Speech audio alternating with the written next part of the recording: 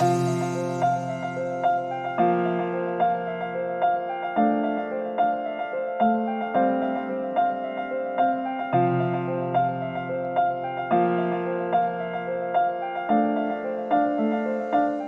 would want to just lay a basis on to put a context to this discussion on what are digital currencies, what is CBDC, what opportunities exist, especially for regulation, and is there a case for regulation in this sense? And do these opportunities actually present an opportunity for us to get out of debt, in that sense? So I'm just going to ask if it's possible to put up my slides. They look, I think, good, and I'd love to show them off. If not, then I'll be able to share them from here. Okay, that's fine then. Thank you. And so I want to begin from a bit more of data. According to Google Trends data, which is very interesting on who is Googling what. Their opinion is that Nigerians are pretty obsessed with cryptocurrency. They're the most crypto-obsessed country in the world, according to Google Trends data.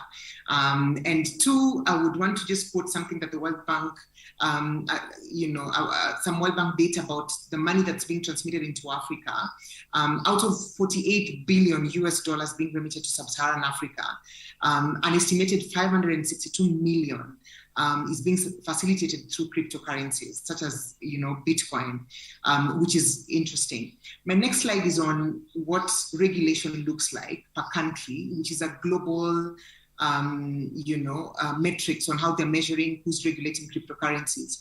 And you'd see three sort of categories. One where cryptocurrencies are legal, some that have significant concerns, and where it's mostly legal. So you'll see northern part of Africa, there's a bit of some countries that have actually declared this as legal, like Algeria and Egypt. And so that means that within these particular countries, it's not really easy to use crypto or buy crypto in that sense. My next slide is on what is CBDC. Just looking at CBDCs, which is really important to this discussion on central bank digital currencies, which are digital currencies that are being issued by central banks as legal tender. Crypto is privately issued and they are virtual currencies in the sense, and so they're not ideally issued by government. And so we have different forms of CBDCs that different countries are trying to come up with in terms of having a token-based CBDC, some retail-based CBDCs, as well as account-based CBDCs.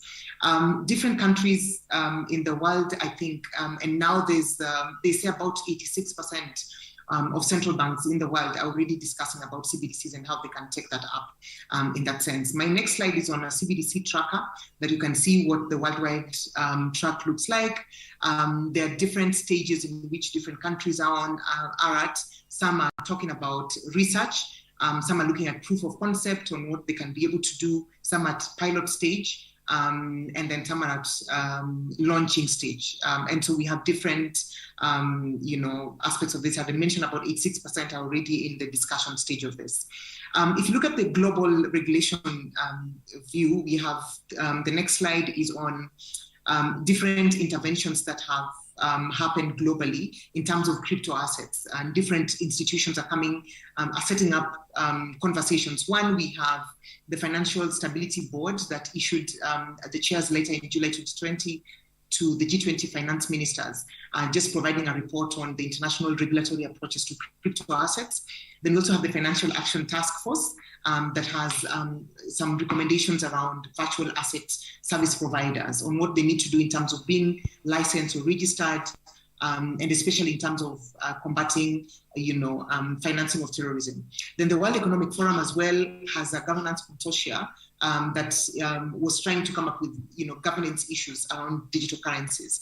And then finally, OECD, which is always a really key player, has also come up with a document that restricts itself on the, tax and transparency around digital assets. My next slide is on, in our view. Okay, I'm going to speak slowly, but then also there's more time. I will try to balance those two interests. So I will look at the continental regulation overview. From what we see in the African continent, there's about 5 approaches that different countries are taking. So one is the approach of a total ban. And this is Algeria and Egypt that have really come out on this, and they consider crypto as haram under Islamic law, from what is in the news. And two, we have countries that are fast cautioning against the use of cryptocurrency. That was the first approach by Kenya and South Africa. And then they moved to the next level, where then they were looking at having regulatory sandboxes. And regulatory sandboxes are, let's say, they're safe spaces where government is trying to, give you a place to pilot and play with ideas.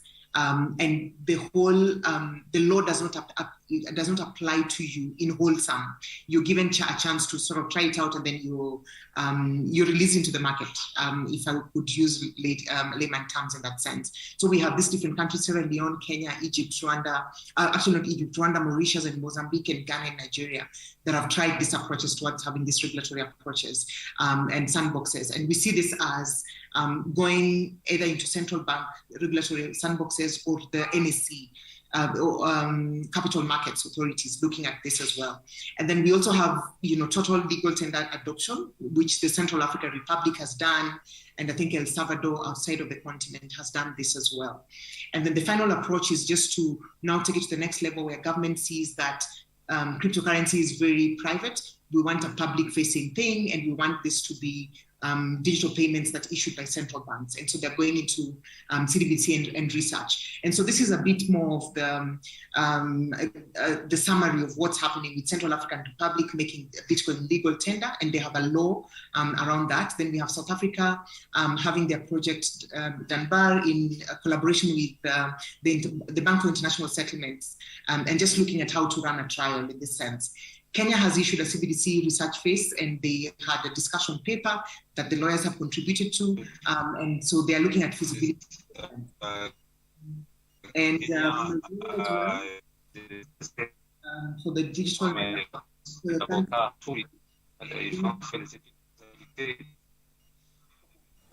Sorry, Linda, we seem to have a bit of an echo with the interpretation, but please try and carry on. Okay. Nous avons des problèmes avec l'interprétation, s'il vous plaît, il y a encore l'écho. Right. I think this will be provided, so you could go through this. But the next slide, which I'm about to finish, is on what are the threats and the opportunities that these things present, both central bank digital currencies and virtual currencies. I will start from, digital currencies. The issue of stability that central banks are providing. Are we willing to take the instability as it appears? If you look at the news, and if you go on Twitter, especially for those who like crypto, there's been a dip. People are still saying buy cryptocurrency even if there's a dip. We've seen influential people in the market like Elon Musk, sort of tweeting about certain, cryptocurrencies, and people then rushing to buy, and then the market crashes. And so how do we ensure that you still have consumer protection in this sense? There's been issues around money laundering, fraud, there's tax avoidance that can come up because then they're not in formal markets, then terrorism funding, as well as data flows. Who owns the data? But what's the opportunity? We've had ICOs, initial, Quelles sont les opportunités? Where people are actually using cryptocurrency to raise funds for startups to funds. We've also had opportunities for capital gains tax, where there are different countries that are actually taxing any sort of exchanges or any sale of cryptocurrencies. And then finally, how does Africa benefit, for instance, from a crypto capital? For instance, Hong Kong, which takes me to my next slide on these opportunities. If we're supposed to benchmark, we could borrow a few things. Look at Belgium. It has a special economic area that confers benefits on crypto businesses. And you look at Estonia, that has ensured that any exchange of cryptocurrency is a lawful business that can actually be used to make money. Government is making looking at digital assets as property for tax purposes. The Anti-Money Laundering Act and the Terrorism Finance Act to be able to legislate around this. And Hong Kong is a great place to think through, especially in terms of being a crypto city, where many startups and different companies are moving there because of the favorable conditions. Il y a encore des échos ici, je comprends pas.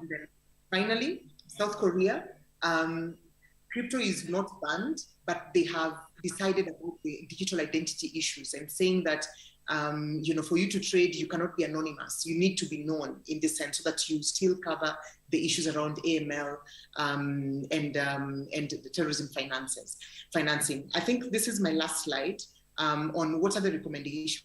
This is the second last slide. What are the recommendations? Is there need for research and development? As more central banks are talking about CBDCs, there's need to put in money for R&D, that we need to understand what these issues are. We need to research them and look for that architecture that is really great for the continent and not something that's borrowed from elsewhere. Is there also need for a regional framework and cooperation and mutual assistance? Because for digital currencies, it's borderless. And so there's need for us to have, cooperation. The AU Digital Transformation Strategy is a really interesting document because it still refers to crypto currencies and looks at ways in which even cybersecurity could be used to ensure that cryptocurrencies as assets can be pursued by states. And so I think that should be pursued a bit more further. And there needs to be a continental strategy around this issue. As we are having an AI strategy, is there a chance to really have a digital asset strategy for the continent? And then also to look at a multifaceted approach towards the regulatory issues, which I think we'll get into. There's consumer protection because people are being fleeced. There's still issues of privacy, AML that I've talked about, digital tax, and even inheritance. What happens when you die to your digital assets? Is Africa ready for that? What about competition, where central banks are ideally in competition with private cryptocurrency providers? Then beneficial declaration. We declare companies. Are we able to actually declare, these different countries have such laws on beneficial declaration? And then classification of these digital assets, and then registration of exchanges. And those are some of the issues that are coming up. And then what's the opportunity cost? Can we take up these crypto assets? Can we see how to raise money through ICOs? Can we look at these startup capitals? What do we have to lose when we centralize or when we decentralize? My final slide is a question that is being posed as we continue to research this issue together with Aphrodite, that what's the impact of these digital currencies on monetary policy and price stability? What do we want in exchange for the initial stability that we had, that these legacy institutions like central banks and IMF and these other institutions that are providing? Are we willing to let go of that stability for another model? And two, as we continue to look at this, can we look at issues of competition and unfair regulation between the central banks and the other organizations? And then finally, is there an opportunity for environmental regulation? One of the cases against crypto is the amount of energy that you're using to mine crypto.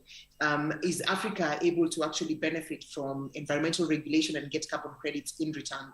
If you're not the largest, miners of crypto, and comparing what China has been doing around, banning crypto and talking about the energy effects as well.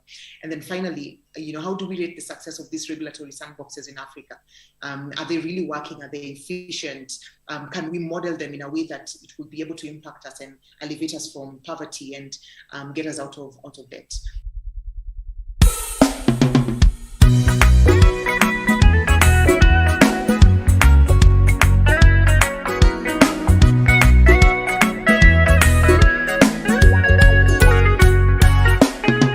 We call for policies and practices that put people first.